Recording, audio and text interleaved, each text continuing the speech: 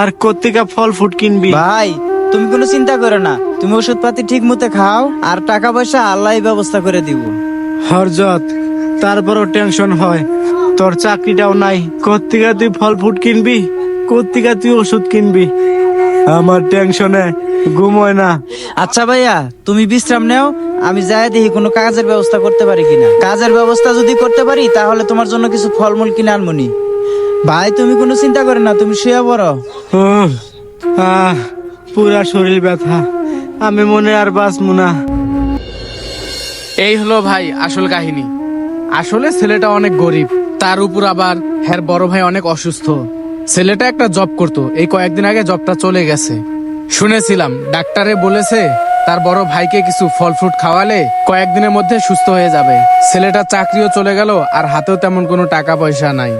আর আমি তো ভাই এখানে হাজার হাজার টাকার ফল বিক্রি করি, কিন্তু ওই ছেলেটাকে 100-150 টাকা কমে ফল দিয়ে দিলে আমার তেমন কোনো ক্ষতি হবে না।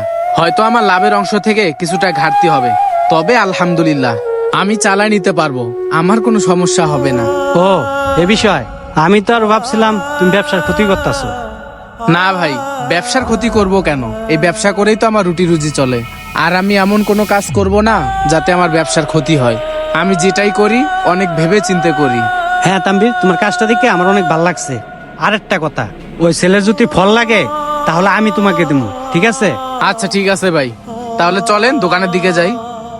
গাইস, বর্তমানে এই সময়ে এরকম মানুষ পাওয়া ভাগ্যের ব্যাপার, যারা কিনা অন্যের দুঃখ কষ্ট বোঝে। আসলে গোপনে এভাবে একটা মহৎ কাজ করা ভাগ্যের ব্যাপার, যেটা সবাই করতে পারে না।